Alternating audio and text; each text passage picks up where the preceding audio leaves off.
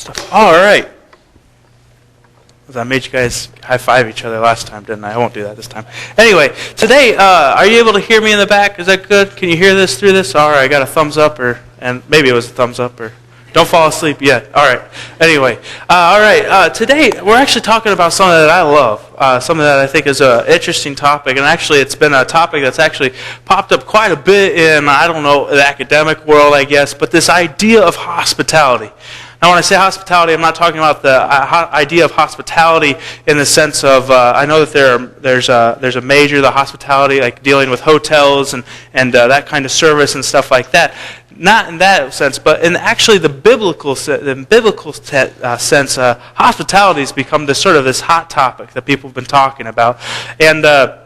And it's been interesting because when I was studying, I actually took a class on this, and when I was studying it, I was looking at my resources and how they were being used at places like Yale and Harvard as well. So it was something that was being very dissected and very looked into of this biblical understanding of what hospitality is, and how it's a practice that needs to be acted out in our Christian lives if we are to be followers of Christ. And what these people are coming up with, they're saying, hey, this is a practice that was done by Christ, but it was also a practice that was done prior to Christ by people who were followers of God, and it was a practice that was done by the early church fathers and mothers as well. So it's something that I think we need to understand, that we need to look into, and then maybe reevaluate our understanding. Because, I mean, there's some of us who are saying hospitality, isn't that just dealing with what type of frosting do you put on the donut, or something like that, or how many flavors of cream do we put out with the coffee?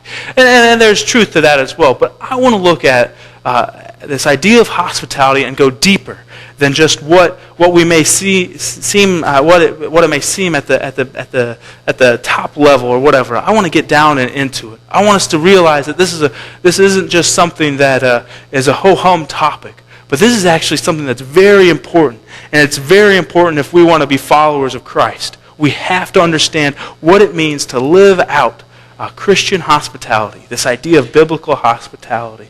And so recently, or not recently, like as of, anyway, but Krista and I have been planning our vacation that we have coming up. And so one of the things that we've been doing is we go on the internet. We do it all on the internet, whatnot, and we look up places. We look up hotels. We look up museums. We look up whatnot. And something that's the best tool that we have found, that I have found, is that I just go to the little tab next to it and I click the button that says review. You know, and here, maybe some of you are saying, yes, I understand this, and some of you are saying, what's the internet? No, but there's these reviews, and what it is, it's people that have stayed there, people that have gone there, and they give their opinions on what they thought of the place, on what they think that, what they think of it was, and so you pull on it, and if you find that you have like 50% of the people are saying bad things about it, doesn't matter if the rest are 5-star, you're sort of like, I'm going to stay away or whatnot. But anyway, so that's how we've been doing it. And it's funny what you read on those things. And the majority of it is, they say, the front desk was very nice. The sheets were clean and all this stuff and whatnot. And that's good, And so, but that's how they were rating hospitality. That's what they were rating. So today, at our view, that's how we rate hospitality, I was taken care of. They made me feel important. They made me feel good. That's what hospitality is. It's one of those cozy and comfortable things. All right? That's what they're saying this hospitality is. That's what I think, the majority of us think of when we think of hospitality.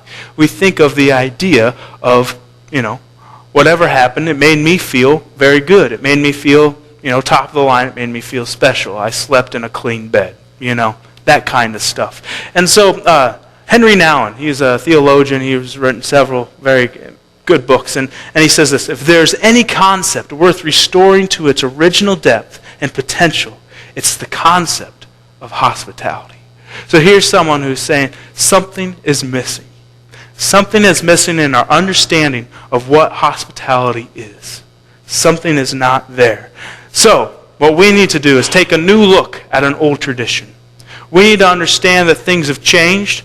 how we act, how we do things have changed, how other people act has changed. And it's changed this idea of what this hospitality means, what the Bible is saying about hospitality. There are over 40 scriptures. There are over 40 scriptures that are dealing with this topic of hospitality. We see right off the bat, Cain and Abel. Cain and Abel, Adam and Eve's kids. And Cain kills Abel and whatnot. And right off the bat, God sets up this city of refuge for Cain, so that no one will hurt him, No one will hurt him. In a way, that's hospitality. I mean, you know what I'm saying? These are the kind of radical things that the biblical perspective of what hospitality is. I'm going to set up a city of refuge so no one will kill you, Then we also see that a lot of this hospitality was sort of a mindset of people. It was just how they lived. In Genesis 18, Abraham runs out to 3 strangers. He runs out to 3 strangers in the middle of a desert. And we come to find out that, yes, these 3 strangers end up being God. But we get that phrase, entertaining angels. I don't know. There's an old Newsboys song. Anyway, we don't need to talk about that. Anyway, but Abraham, and we say, well, obviously maybe Abraham understood that, that was God, whatnot. I don't think so. I think that was the culture of the day. You just helped the stranger. You just helped the stranger. And probably there were some company issues in that as well. I'm in the middle of a desert and I'd like to talk with somebody. But no. But you just ran out and you helped the stranger. And I think, unfortunately, in our society today, if we're honest with what our society is, it's become very individualistic, to take help from someone else is degrading. That's what we think, We don't want anybody else to help us. We want to do things on our own. We want to be by ourselves. We want to make sure that if we do anything, it's under our own power. We've become very individualistic. And that was very much not how the society was set up in the early church and prior to that and after it as well. What we saw were people had to rely upon the stranger. They just had to. They had to because they were going from town to town and, there were no hotels. There were no, restaurants. They just had to say, I need something to eat. And they would get something to eat. We can think of the story, of a woman and a man, and a woman's riding on a donkey. She's pregnant. She goes into a town. There's no place to stay. She ends up having to stay in a stable and have her child. That was hospitality. Jesus was born through a product of hospitality. There wasn't a hotel that they could go to. All right. So we see that hospitality is this way of life that these people had. It was just, it was just how they lived. So, if it was so important, and if it was so much a need, how did it disappear? How did it disappear? There could be many reasons for this. There's different ideas and whatnot. But I think the biggest one is sort of just an ironic thing. An ironic thing. People got good at hospitality.